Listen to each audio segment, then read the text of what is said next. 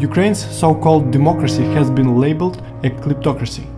The elite fill their pockets with 10 to 15% of the state budget at the expense of the people. Laws for government officials are non-transparent to the public. Its post-Soviet free market economy is filled with corruption on a grand scale. Many businesses must pay bribes to their businesses to survive under the table. 40% of Ukraine operates in a shadow economy. You have this influx, this huge, rapidly, exponentially increasing influence of capitalism, consumerism, and you have democracy, but with a totally corrupt twist on it. You have all this corruption. Ukraine's justice system has been described as rotten to the core. The police rarely enforce laws and can easily be bought off. They provide no adequate level of deterrence to the street crimes or investigative skill. Victims of rape or sexual assault should expect little assistance. Everybody here does things a little bit different way than I'm used to seeing. Just their mannerisms, their way of thinking, the way they carry themselves, the way they look, the way they dress. And so I feel like I've been transported to another planet. I always thought that God was calling me to ministry in the United States because I had a heart to reach a postmodern culture, a postmodern mindset, a humanistic, atheistic, materialistic mindset. But coming here, I found all of those things are here also, and they're just wearing different clothes, that's all. 73% of Ukraine's people are Eastern Orthodox. Less than 5% of these people are devoted followers. Less than 4% of Ukraine's people are Protestants. This number is small, but growing. How do these people think? Where do they come from? What's their history? What is their worldview? A worldview is often unseen or unrecognized even to ourselves. It may not be what we say we believe, but our underlying beliefs which control our actions. So worldviews are often more accurately depicted in watching how a large number of people in a culture behave, and it can be affected by political ideas, social ideas, religious ideas, etc. Here in Ukraine, they've been highly influenced by the Eastern Orthodox Church, the Eastern way of thinking, as opposed to the West, which is more mystical, experiential, and speculative. They say that icons are theology and color, while the West is more rational, practical, scholastic, and intellectual. So we like to systematize things and have our thoughts orderly, see if things contradict each other or if there's holes in the thinking. And another thing that's highly influenced the worldview here even today is the old communist ways. And still today, lying and cheating is very expected and accepted as normal. If I go and tell somebody the gospel or my apologetic, well, they don't trust me. They'll say, well, you could just be saying anything, you know? And they'll just think, oh, I just need time to go get my better argument or whatnot. So because they're more experiential, mystical, and they tend to, because the Eastern Orthodox Church is so interconnected with their ethnicity, okay, I'm Orthodox. And Orthodox doesn't really ultimately and mostly preach the gospel clear, so they're drawing in large numbers of people which think, okay, I go to church once or twice a year, I have an icon in my wallet or in my car, and I've been baptized, and so I'm good.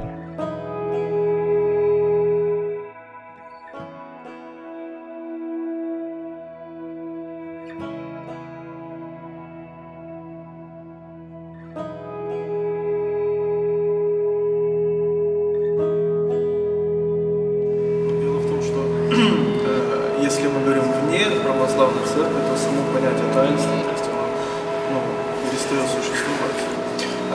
Помимо одного таинства, крещения, но в православной традиции крестить может любой христианин. когда есть угроза смерти, когда человек хочет принять христианство и нет церкви или священника, любой человек, исповедующий Христа, может совершить. И все остальные таинства, как бы уже вне церкви, ну, вне православия, они теряют смысл, и сам вопрос уже. Поэтому тут, знаете, это я называю, это самая частая проблема, не проблема, а ситуация в разговоре между разными традициями. Это вопрос формулировки. То есть для вас он звучит логично, а для нас он, эффективность это мы называем градацию, то есть более эффективный, менее эффективный, да? То есть таинство либо есть, либо его нет. То есть у него нет градации качества. Есть 7 таинств. И вот для совершения таинств, и только тогда эти таинства считаются легитимными. Кроме крещения, совершается таинство священник не потому, что он важнее или лучше остальных, а в том, что его вероисповедание, оно есть свидетельство церкви, то, что человек верует, правильно верует, и то, что он обучен совершать таинство. И поэтому таинство будет совершено и не произойдет святотатство. Потому что неподготовленные люди будут каждый вкладывать свое понимание, и пройдет немного времени, и это будет, то есть мы потеряем все. Дело в том, что даже если человек будет в православную церковь, это не значит, что он автоматически спасается. Мы должны понимать, как бы мы много не рассуждали о богословии, об учении, о традициях, что There are roughly 33,820 denominations worldwide, including Eastern Orthodox, Roman Catholic, Mormons, Jehovah's Witnesses, and others. 8,973 are broadly categorized as Protestant. Protestants differing on peripheral issues, but they have the same gospel, and that's important. It shows that God is permeating mindsets, ways of thinking, cultures, traditions, ethnicities, and languages. The gospel permeates everything, and so we're going to have these different churches taking on a little different form, but they all have the same gospel. Where here you have the Eastern Orthodox Church to be the one true, historic, apostolic, historical Christian church, and they have the wrong gospel. Ukraine has first place in the world for alcohol consumption among children and youth. Teenage alcoholism in Ukraine is the highest in the world. 30% of men ages 25 to 30 are alcohol addicted. Children who drink alcohol said they badly crave communication with their parents. If trends continue, it will soon be the drunkest nation on the earth. Women here are in big need because they have to take care about their family, about their husbands who are drinking. Mostly it's like in most families here, and about their children. Very often they have to work on 2 or 3 jobs, and also homeless children. There are a lot of homeless children in Odessa. Many girls that need to know about Christ, that need to change something in their life so their life would not be the same. In 2009, 35% of the population was below the poverty line, $37.50 per month. The average wage is $60 to $80 per month. This is far below the average cost of living, which is well over $1,000 per month. People here don't have hope. They work a lot, and they don't have enough money to feed their family. They are tired at the end of the day. They just don't see hope. 4,000 children live on the streets of Odessa. 2/3 of them are HIV positive. They called social orphans because they refuse to return home because of violence, drug abuse or alcoholism. Odessa is a hub for international sex and slave trade for men, women and children. 8 of 10 of Odessa street children are drug abusers.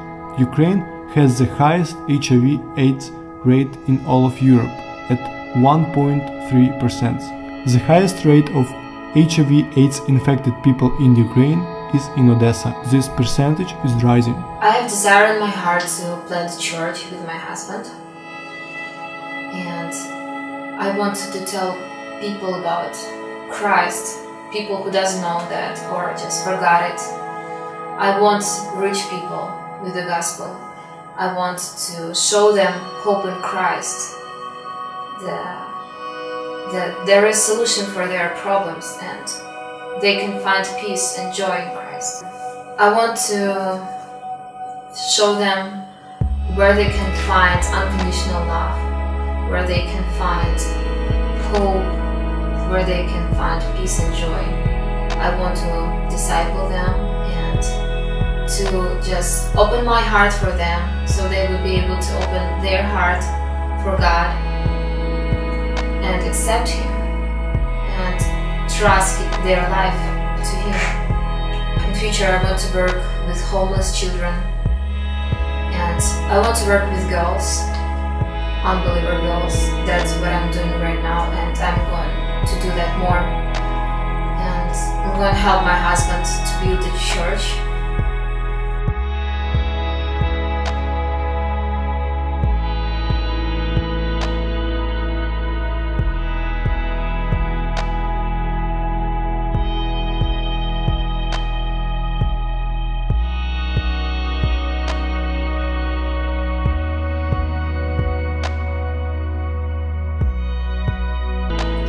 We only have one life with which to glorify God, and we don't want to waste it.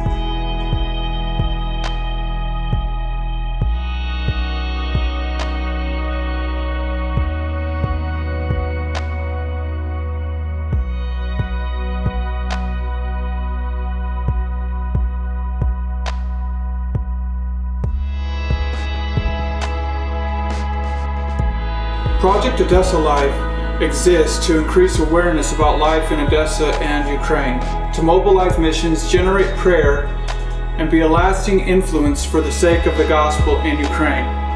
We're here today to provide you an opportunity to get your hands dirty through practical, sacrificial giving as a means of obedience to God's Great Commission mandate. You can do this physically, prayerfully, or financially. Will you pray about making this sacrifice with us?